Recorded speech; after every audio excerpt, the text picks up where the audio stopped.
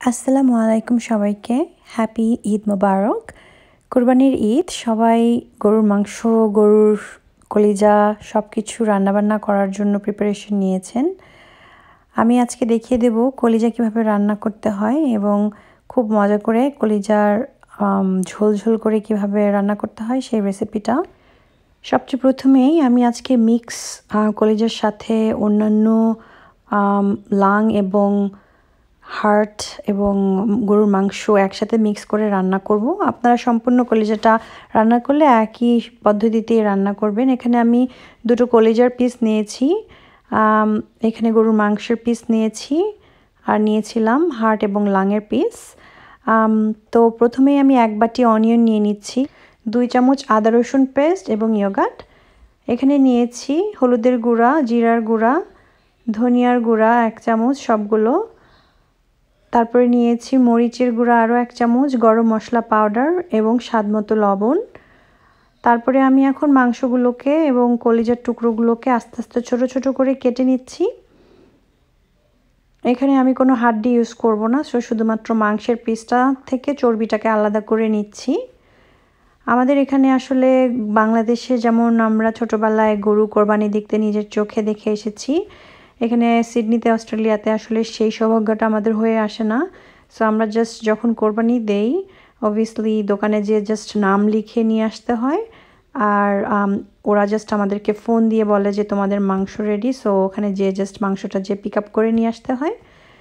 তো এটাই আমাদের অ্যাকচুয়ালি কোরবানির ঈদ বলতে গেলে। আর অবভিয়াসলি বাকি যেটা কোরবানি দেওয়া হয় সেটা ওভারসিজ কান্ট্রিতে ডোনেশন করে দেওয়া হয়। সো আমরা এখানে নিজেদের জন্য, আত্মীয় স্বজনদের জন্য কিছু মিট নিয়ে আসি, সেগুলো হচ্ছে, আর কিছু অংশ আমরা বাসায় রান্না করি জাস্ট ঈদ পালন করার জন্য। ম্যাক্সিমামটাই আমরা ডোনেট করে দেই।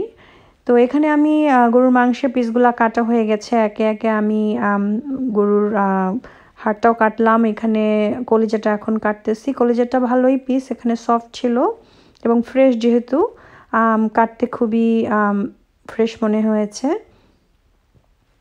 আস্তে আস্তে এভাবে প্রত্যেকটা পার্টকে আমি কেটে ফেলার পরে আমার নেক্সট কাটবো হচ্ছে লাং, যেটাকে বাংলাদেশে ফেসকা বলে থাকে। কিন্তু আমার যে লাংয়ের পিসটা ওটা আসলে খুব বেশি ভালো আসেনি, এটার সাথে অনেকগুলো রক পাওয়া গেছে এবং দেখতে পাচ্ছেন কলিজার মধ্যেও কিছুটা রক পাওয়া গেছে, সেগুলো আমি সেপারেট করে দিচ্ছি। সো রকগুলো অবভিয়াসলি কুকিং করা যাবে না, ওগুলো ফেলে দিতে হবে। তো মেইনলি আমার যে নিরা মাংসটা সেটাকেই আমি ইউজ করব আজকের কলিজাটা রান্না করতে। আর গরুর মাংসটার সাথে একটু পিস দিয়েছি এই কারণে, তাহলে কলিজার ফ্লেভারটাও একটু মাংসটার মধ্যে যে একটু ভালো ফ্লেভারটা হবে, মানে মাংসর টেস্টটা কলিজার ভিতরে চলে যাবে, তখন স্বাদটা আর একটু বাড়িয়ে দেবে। বাট আপনারা যদি শুধুমাত্র কলিজাটা রান্না করতে চান অবভিয়াসলি সেটা করতে পারেন, সেটাতে কোনোই সমস্যা নেই। তো আস্তে আস্তে করে আমি সবগুলো পিস অলমোস্ট কাটা হয়ে গেছে। আগে বলে নিয়েছিলাম যে আমি যখন লাংটা কাটতে যাব তখন অনেকগুলো লাংয়ের মধ্যে রক ছিল, সেগুলো ফেলে দিয়েছি। সো খুব একটা বেশি লাংয়ের পরিমাণটা ছিল না। সো দেখতেই পাচ্ছেন সাইডে কেটে রেখেছি রকগুলো, ওগুলো ফেলে দিব। তো এখন আমার সবগুলো পিস ভালোভাবে কাটা হয়ে গেছে। আমি এগুলো অবশ্য আগেই ধুয়ে রেখেছিলাম, সো আমার এখন নতুন করে আর ধোয়ার কোনো প্রয়োজন হবে না। আমি এখন সবগুলো চপিং বোর্ড থেকে তুলে নিয়ে একটা বাটির মধ্যে রেখে দিচ্ছি। বাটির মধ্যে রেখে দিয়ে আমি এখন চুলার মধ্যে মশলাটা রান্না করব। মশলাটা রান্না করার জন্য প্রথমে আমি একটা ননস্টিক হাঁড়ি নিয়ে নিয়েছি। এখানে আমি তেল দিয়ে দিলাম আধা কাপ পরিমাণ। তেল দিয়ে দেওয়ার পরে আমি এখানে প্রথমেই দিয়ে দিব আমার কুচি কুচি করে কেটে রাখা অনিয়নগুলো দিয়ে দেওয়ার পরে আমার চুলার আগুনটা আমি হাই হিটে দিয়ে দিয়েছিলাম। তো আমি অনিয়নগুলোকে খুব ভাজি করে আস্তে আস্তে একে একে প্রত্যেকটা মশলা দিয়ে দিব। সো প্রথমেই এই জন্য আমি অনিয়নটাকে একটু ভাজি করে নিচ্ছি, কারণ পরে মশলাটা অ্যাড করার পরে অনিয়নটা খুব একটা ব্রাউন হয় না। সো ব্রাউন করার জন্য আমি আধা চামচ সল্ট দিয়ে দিয়েছি, দিয়ে ভালোভাবে নাড়াচাড়া করে দেব। এটাতে অনিয়নটা খুব সুন্দর একটা ঘ্রাণ বার হয় এবং অনিয়নটা একটু মচমচে টাইপের ভাজি হয়। তো এভাবে কিছুক্ষণ ভাজি হয়ে যাওয়ার পরে আমি নেক্সট যেটা দিয়ে দিব, আমার সবগুলো মশলা যে ছিল একটা পিরিচের মধ্যে, এগুলো আমি সম্পূর্ণ পরিমাণ ওই অনিয়নের মধ্যে ঢেলে দেব। প্রথমে চামচ দিয়ে চেষ্টা করেছিলাম, পরে ভাবলাম সবগুলোই ইউজ করতে হবে যখন একবারে পুরো প্লেটটাই ঢেলে দেই। সো আমি এখন পুরো প্লেটটাই ঢেলে দিয়েছি। ঢেলে আমি এখন ভালোভাবে নাড়াচাড়া করে এই অনিয়নের সাথে মশলাগুলোকে ভেজে নিব। আমি এই কলিজাটা তৈরি করার জন্য আমি আরও ইউজ করেছিলাম আদা রসুন পেস্ট এবং ইয়োগার্ট। আমি সেটাই এখন ঢেলে দিচ্ছি, সম্পূর্ণ পরিমাণটা ঢেলে দিচ্ছি আমি এখানে। এখানে আমি মাত্র 2 চামচ আদা রসুন পেস্ট, আদা 2 চামচ, রসুন 2 চামচ এবং ইয়োগার্ট নিয়েছিলাম 3-4 চামচ।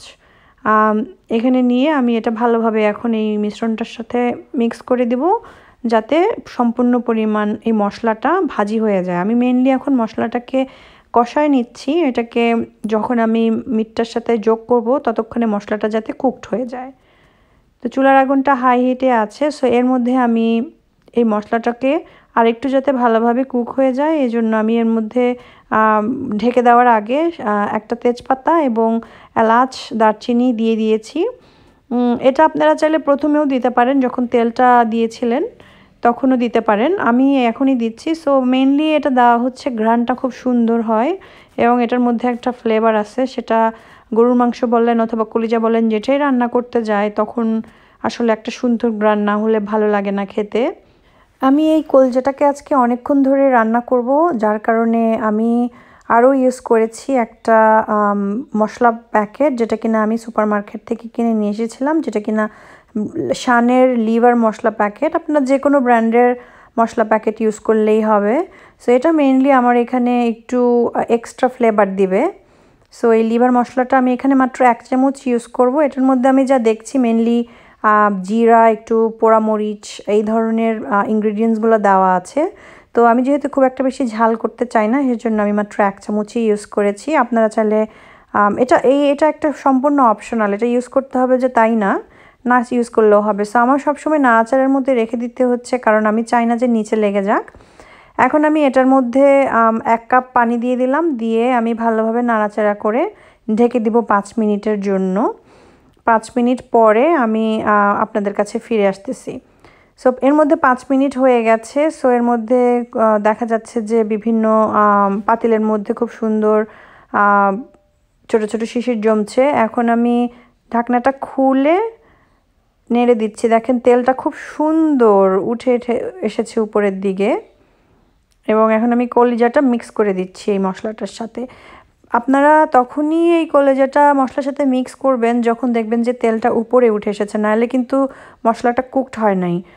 তো আমি এখন ভালোভাবে নাড়াচাড়া করে দিচ্ছি মশলার সাথে, এবং আশা করছি গরুর মাংস এবং লিভারের থেকে অটোমেটিকলি পানি উঠবে, যার কারণে আমি এক্সট্রা আর কোনো পানি দিচ্ছি না এবং রেখে দিয়েছি 10 মিনিটের মতো। এভাবে 10 মিনিট হাই হিটে কুকড হওয়ার পরে আমি চলে আসব আবার জিনিসটাকে চেক করার জন্য, কারণ আমি অবশ্যই চাই না নিচে যাতে লেগে যায়। তো এর মধ্যে আমি ঘন ঘন নাড়ে দিয়েছিলাম, 1-2 বার ভালোভাবে নাড়ে দিয়েছিলাম এবং নিচে লাগেনি। অবভিয়াসলি আমার পাতিলটাও ননস্টিক ছিল। তো আমি এরকম 10-15 মিনিট পরে এসে এখন দেখছি যে ভালোই পানি উঠেছে এবং নাড়াচাড়া করে দিচ্ছি। এবং এর মধ্যে আমি একটু সল্টটাও টেস্ট করে নিয়েছিলাম, এবং যেহেতু আমি একটু ঝোল রাখতে চেয়েছি এজন্য আর একটু আদা বাটি পানিটা অ্যাড করে দিয়েছি। এটা অপশনাল, আপনারা যদি ভুনা খেতে চান আর পানি অ্যাড করা লাগবে না। তো আমি আবার সল্টটা টেস্ট করে নিচ্ছি। টেস্ট করে নিয়ে আমি এখন ঢেকে দিচ্ছি। এখন পুরো হাই হিটে 20 মিনিটের মতো রাখবো, কারণ গরুর মাংস কলিজা এগুলো সব সিদ্ধ হতে অনেক সময় লাগে, এবং যারা একটু নরম খেতে পছন্দ করেন তারা আর একটু বেশি সময় ধরে রাখতে পারেন। তো আমি 20 মিনিট পরে আবার এসে নাড়াচাড়া করে দিয়েছি। আমার মনে হচ্ছে যে আমার এই উপকরণটা হয়ে গেছে। আমি একটু ভেঙে দেখাচ্ছি। আমি একটু শক্ত শক্ত রাখতে চেয়েছিলাম, তো কলিজাটা প্রায়ই হয়ে গেছে। আর গরুর মাংস আমি একটা কেটে দেখাচ্ছি আপনাদেরকে এভাবে। তো গরুর মাংসটাও একদম হয়ে গেছে, পুরা চামচটা ভিতরে ঢুকে গেছে, আমি একটা খেয়েও দেখেছিলাম। সো তারপরেও আমি আরেকটু ঢেকে দিব, আরেকটু যাতে সফট হয়। ঢেকে দিয়ে আমি আবার 5-10 মিনিটের মতো রাখবো, রেখে আবার ফিরে আসছি আপনাদের কাছে। তো 5-10 মিনিট পরে আবার আসছি। এখন হয়ে গেছে, এখন ভালোই পুরা একদম রেডি। তো আমি এখন চুলার আগুনটা নামাই দিচ্ছি। উপরে কিছু পেঁয়াজ বেরেস্তা করে রেখেছিলাম, ওগুলো এখন মিক্স করে দিচ্ছি। পেঁয়াজ বেরেস্তাটা আসলে এই মাংসটাকে খুব সুন্দর একটা সুঘ্রাণ দেয়। সো এটা আপনারা বাজারেও প্যাকেটে কিনতে পারেন। আমি আলাদাভাবে জাস্ট তেলের মধ্যে ভেজে পেঁয়াজটা বেরেস্তা করে রেখেছিলাম। তো আমি এখন সার্ভ করব। তো সার্ভ করার জন্য আমি প্রথমে পাতিল থেকে একটা প্লেটের মধ্যে নিয়ে নিচ্ছি এবং নাড়াচাড়া করে আপনাদেরকে দেখিয়ে দিচ্ছি কি সুন্দর ঝোল ঝোল হয়েছে এবং খেতেও খুব মজা হয়েছিল, অসাধারণ হয়েছিল। তো আমি ভাতের সাথে নিয়ে নিচ্ছি। কলিজা ভুনাটা আপনারা ভাতের সাথেও খেতে পারেন অথবা পরোটা দিয়েও খেতে পারেন অথবা চালের গুঁড়ির রুটি দিয়েও খেতে পারেন। এবং শীতকালে এই ভুনা মাংসের সাথে বা ভুনা কলিজার সাথে যে কোনো কিছু দিয়ে খেতে খুবই ভালো লাগে, আর গরম গরম থাকলে তো আরও বেশি ভালো লাগে। তো আমাদের সিডনিতে এখন শীতকাল, সো যার কারণে প্লাস কোরবানির ঈদ, সো সব কিছু মিলেই খুব ভালো একটা সময়।